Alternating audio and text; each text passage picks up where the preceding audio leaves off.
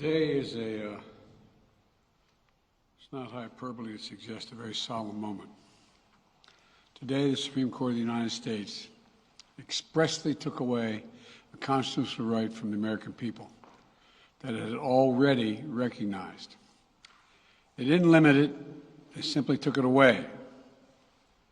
That's never been done to a right so important to so many Americans.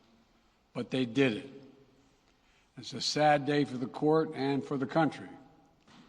50 years ago, Roe v. Wade was decided and has been the law of the land since then.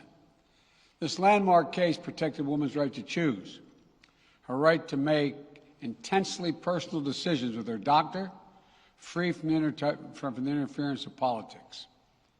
It reaffirmed basic principles of equality, that women have the power to control their own destiny, and it reinforced a fundamental right of privacy, a right of each of us to choose how to live our lives.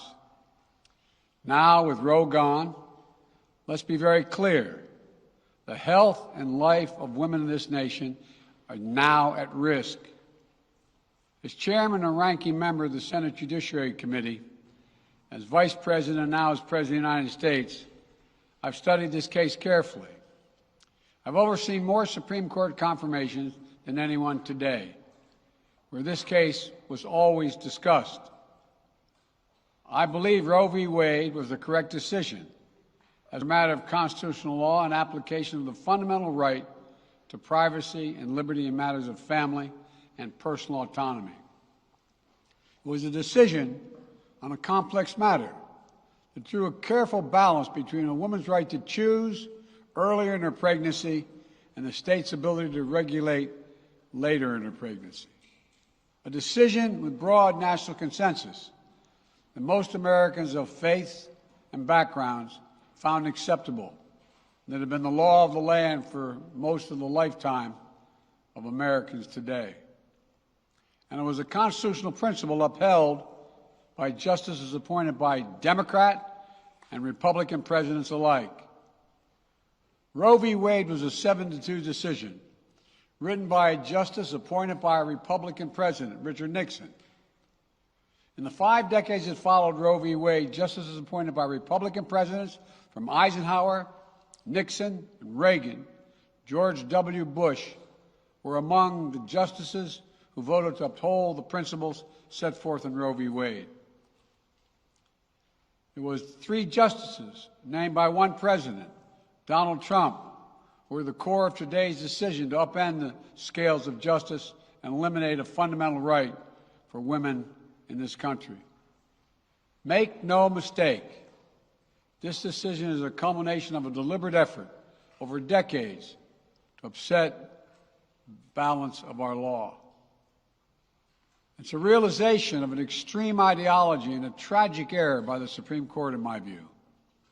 The court has done what it has never done before, expressly take away a constitutional right that is so fundamental to so many Americans that had already been recognized. The court's decision to do so will have real and immediate consequences. State laws banning abortion are automatically taking effect today, jeopardizing the health of millions of women, some without exceptions. So extreme that women could be punished for protecting their health. So extreme that women and girls who are forced to bear their rapist's child, with the child a consequence. It just stuns me. So extreme that doctors will be criminalized for fulfilling their duty to care. Imagine having a young woman have to carry the child of incest as a consequence of incest. No option. Too often the case, the poor women are going to be hit the hardest. It's cruel. In fact, the court laid out state laws criminalizing abortion that go back to the 1800s as rationale. The court literally taking America back 150 years. This is a sad day for the country, in my view. but it doesn't mean the fight's over. Let me be very clear and unambiguous. The only way we can secure a woman's right to choose, the balance that existed, is for Congress to restore the protections of Roe v. Wade as federal law. No executive action from the President can do that. And if Congress, as it appears, lacks the votes to do that now, voters need to make their voices heard. This fall, we must elect more senators and representatives who will codify women's right to choose into federal law once again. Elect more state leaders to protect this right at the local level. We need to restore the protections of Roe as law of the land. We need to elect officials who will do that. This fall, Roe is on the ballot. Personal freedoms are on the ballot. The right to privacy, liberty, equality, they're all on the ballot. Until then, I will do all in my power to protect a woman's right in states where they will face the consequences of today's decision. While the court's decision cast a dark shadow over a large swath of the land, many states in this country still recognize a woman's right to choose. So, if a woman lives in a state that restricts abortion, the Supreme Court's decision does not prevent her from traveling from her home state to the state that allows it.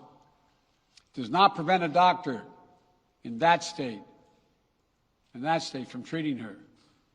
As the Attorney General has made clear, women must remain free to travel safely to another state to seek care they need. My administration will defend that bedrock right. If any state or local official, high or low, tries to interfere with a woman's exercising her basic right to travel, I will do everything in my power to fight that deeply un-American attack.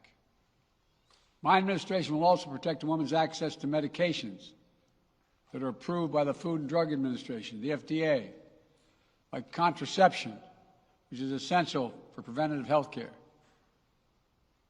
mifepristone, which the FDA approved 20 years ago to safely end early pregnancies and is commonly used to treat miscarriages.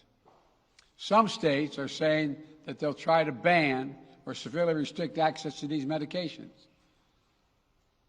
But extremist governors and state legislators are looking to block the mail or search a person's medicine cabinet or control a woman's actions by tracking data on her apps she uses are wrong and extreme and out of touch with the majority of Americans. The American Medical Association, the American College of Obstetricians and Gynecologists wrote to me and Vice President Harris stressing that these laws are not based on evidence and asking us to act to protect access to care. They say by limiting access to these medicines, maternal mortality will climb in America. That's what they say. Today, I'm directing the Department of Health and Human Services to take steps to ensure these critical medications are available to the fullest extent possible. And the politicians cannot interfere in the decisions that should be made between a woman and her doctor. And my administration will remain vigilant as the implications of this decision play out. I've warned about how this decision risked the broader right to privacy for everyone. That's because Roe recognized the fundamental right to privacy that has served as a basis for so many more rights that we've come to take for granted, that are ingrained in the fabric of this country. The right to make the best decisions for your health. The right to use birth control, a married couple in the privacy of their bedroom, for God's sake. The right to marry the person you love. Now, Justice Thomas said as much today. He explicitly called to reconsider the right of marriage equality, the right of couples to make their choices on contraception. This extreme and dangerous path the court is now taking us on. Let me close with 2 points.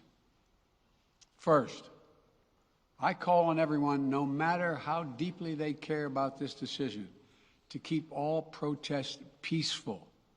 Peaceful, peaceful, peaceful. No intimidation. Violence is never acceptable. Threats and intimidation are not speech. We must stand against violence in any form, regardless of your rationale. Second, I know so many of us are frustrated and disillusioned that the court has taken something away that's so fundamental. I know so many women are now going to face incredibly difficult situations. I hear you. I support you. I stand with you. The consequences and the consensus of the American people, core principles of equality, liberty, dignity, and the stability of the rule of law demand that Roe should not have been overturned.